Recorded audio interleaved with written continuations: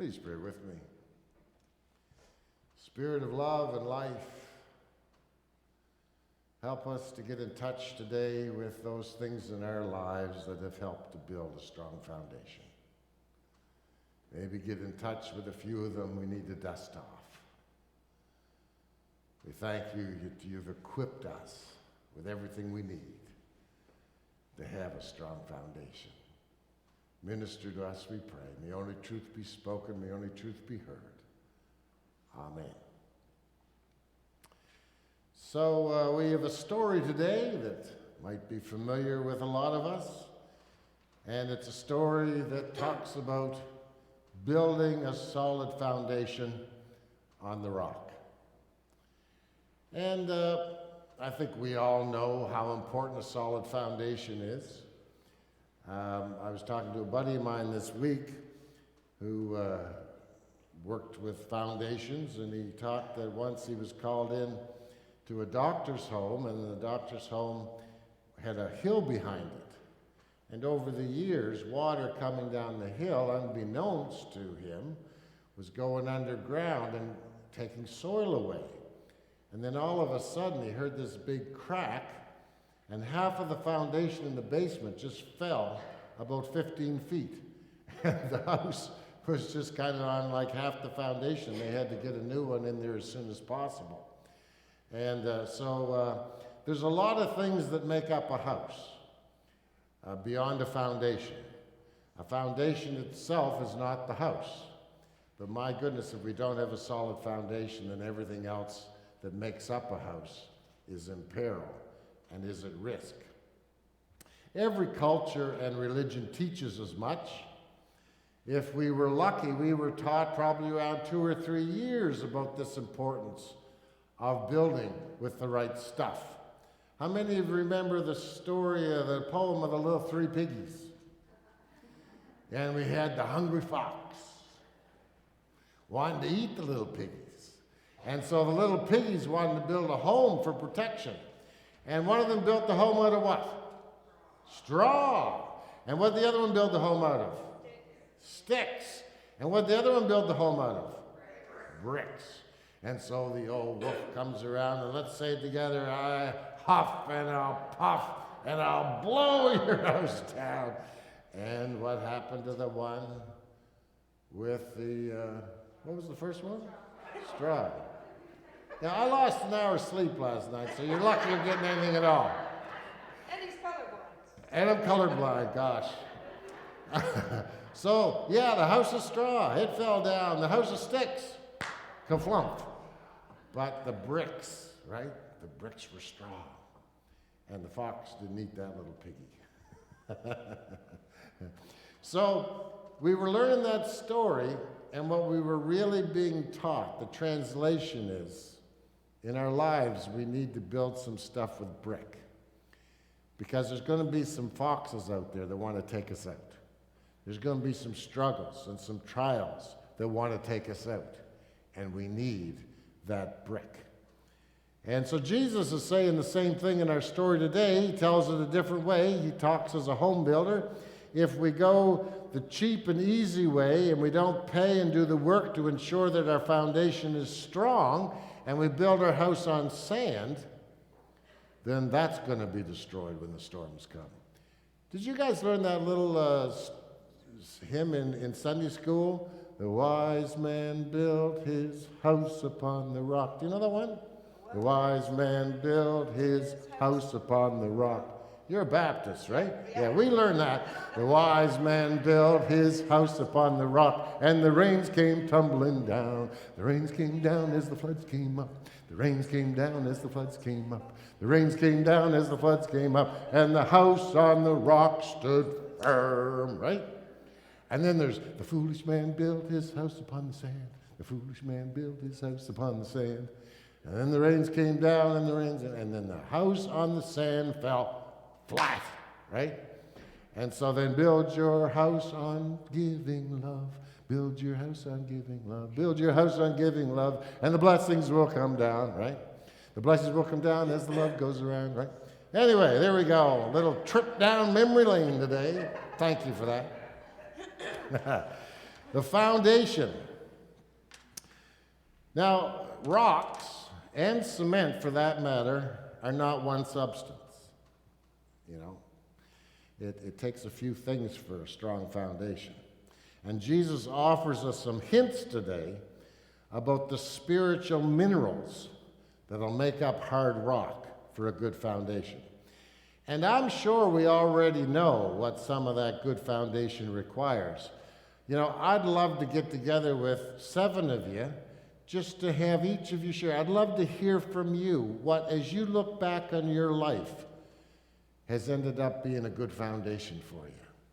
I mean, I think that'd be more fun than me just preaching at you. And if you'd like to enter into that conversation, if you give me a call or an email, if I get 7 people that want to have that conversation, and I'm going to put this out to Trinity, I think it'd be great. What are the foundational things that have stood the test of time in your lives?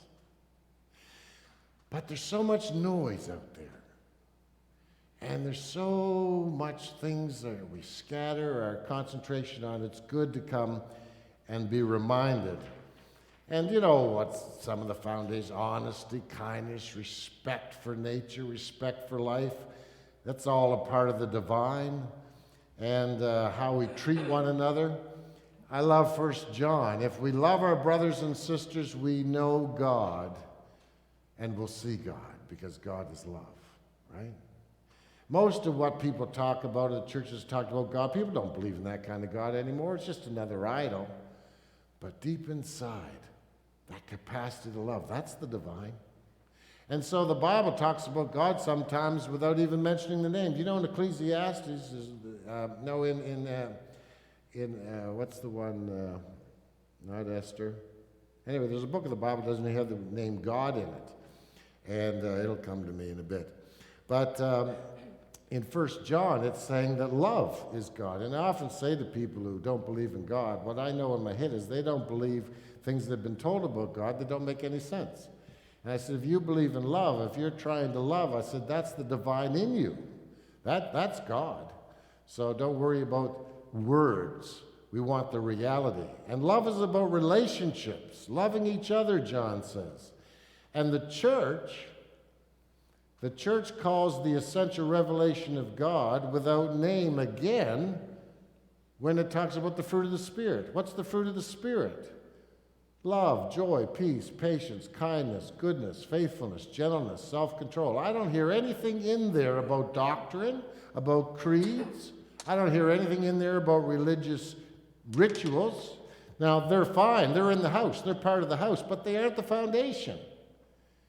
And yet we sometimes get focused on the stuff in the house over the foundation. But we don't keep the foundation strong, the house won't stand the test of time. When we teach our kids to be loving, kind, and honest, when 1 John says that we know God when we're loving to each other, when the early church describes the presence of God, the fruit of the Spirit, as love and joy, all these references have one thing in common. They're all about relationships, aren't they? They're all about how we relate to one another and how we relate to creation. So it seems to me that the foundation of our lives is the quality of our relationships. But what does Jesus say in our text today? Don't judge others, so God won't judge you. For God will judge you in the same way you judge others, and apply to you the same rules you apply to others. Take the log out of your own eye, and then you'll be clear enough to see the speck in your brother's eye. Don't give what's holy to dogs. They'll only turn and attack you. Don't throw your pearls in front of pigs. They'll only trample them under your foot. Ask, seek, and knock, and the door will be open to you. Do for others what you want done for you. That is the whole meaning of the law of Moses and the teaching of the prophets. So when Jesus talks about the foundation, the basic things that he says are the foundation, the rock of life, he's talking about relationships. Relationships. That's the most foundational thing. And I love the balance in Jesus' teaching. You know, we can't just hone on to one thing, like haste makes waste. Yeah, sometimes. But he who hesitates is lost, right? You need the balance. There's times when you got to jump. There's times when you got to hang back. So what's Jesus? Don't judge others, he says. Don't condemn others. But don't let other people take advantage of you.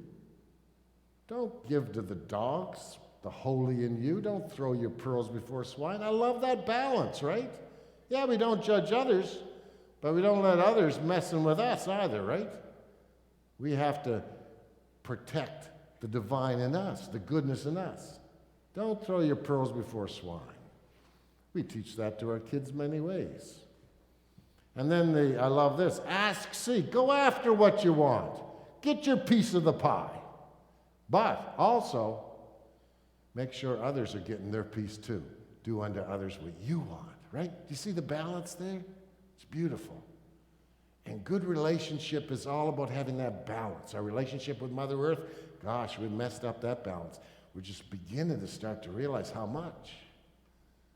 Our relationship with indigenous peoples, oh gosh, we got to get that back into balance. So what's the balance in our lives? And every one of us have to look at that balance and see where we've got to strengthen some things and lessen some things. The foundation of a good life is good relationships. The foundation of a healthy family are healthy relationships. The foundation of a strong and successful business is strong and successful relationships. And the foundation of a vigorous democracy is ever more respectful and interconnected relationships. In any church, mosque, or synagogue worth its salt, it will be a community who welcomes people, who gets to know each other, who cares about the people, and who cares about the people who come through the door and who go outside the door to share the love and to support other organizations of goodwill. It's all about the connection and the relationships. No person, the Bible says, can live unto themselves. And it's true of organizations and businesses and churches. The rock we build a life on is the quality of our relationships. Not what we think, not what we know, not our talents, not our money, not our doctrine, not our rituals. That's all good stuff. That's part of the house. But it's not the foundation.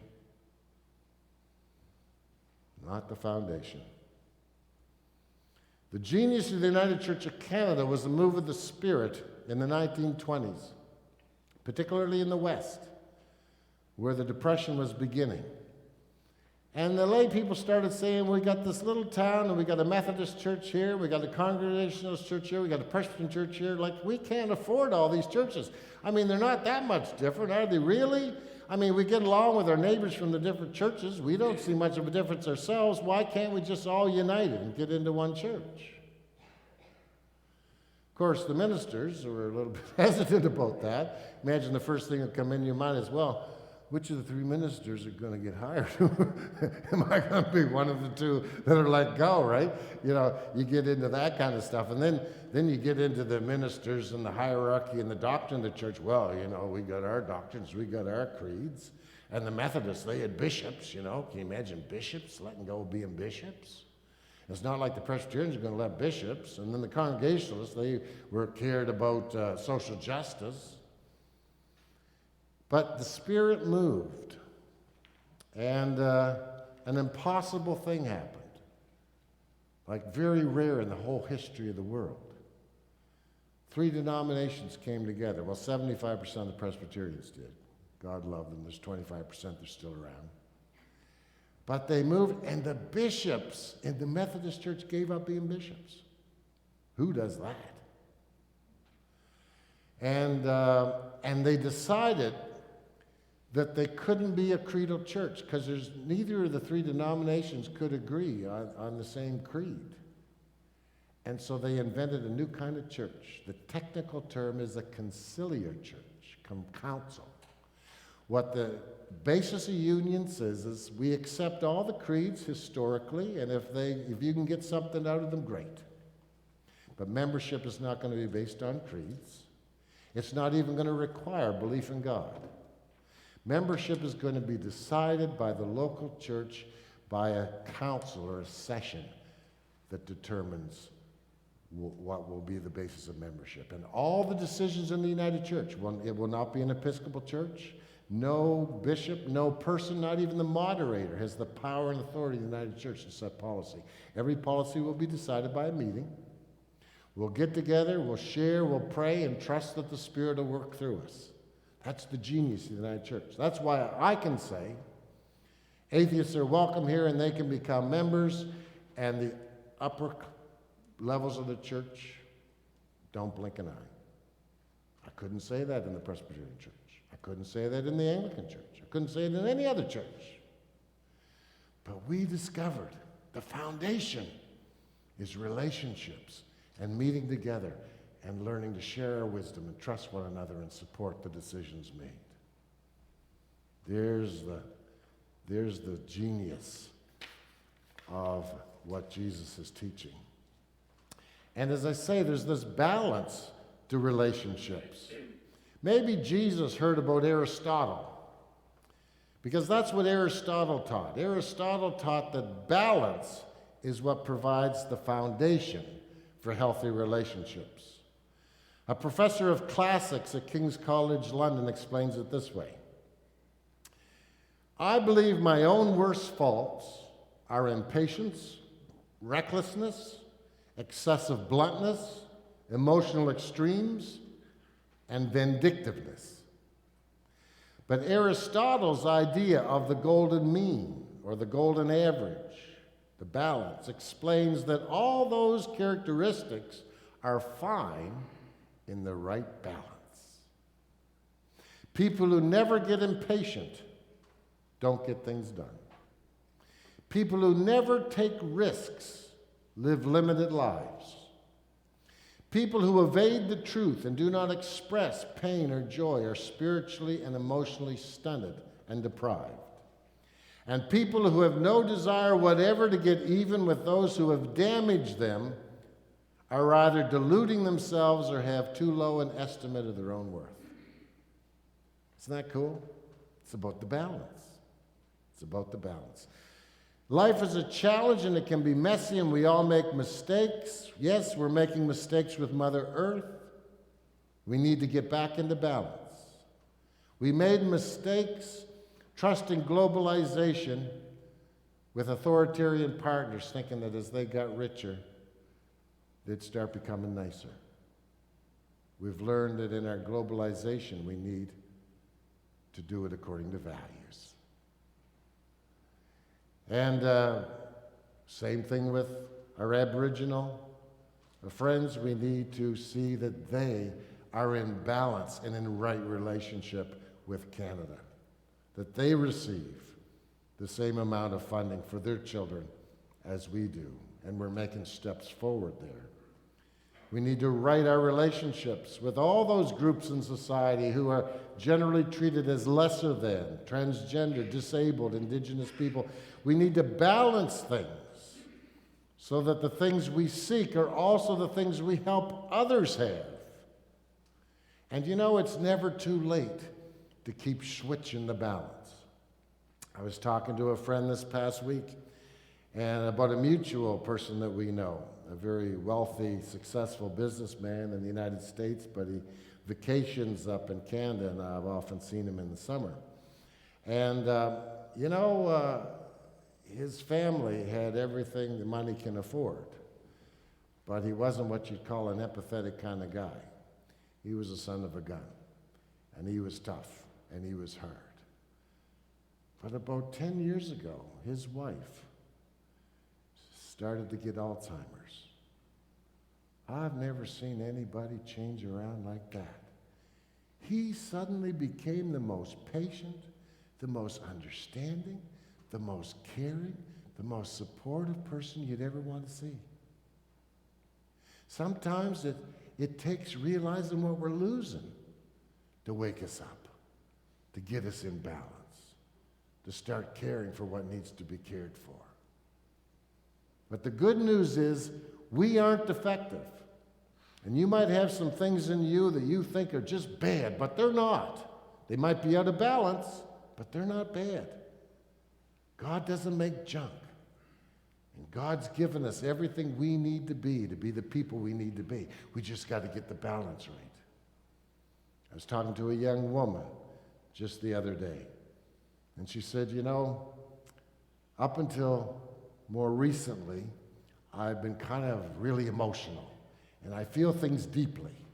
And I'm often really good to people, and I try to be good to my friends, and if they do something that I experience as mean or betrayal, I just go flying and get angry and get depressed and all upset. And she says, I can say in the last year, I really, when I get, you know, that internal just ready to bust, I just kind of take some time out and I just start using my brain. And I say, okay, that's really not about me. They're acting out that way because they're in pain. They're messed up. There's something going on there. So I'm not going to take this personally. Why should I, let them, the way they are, make me all upset?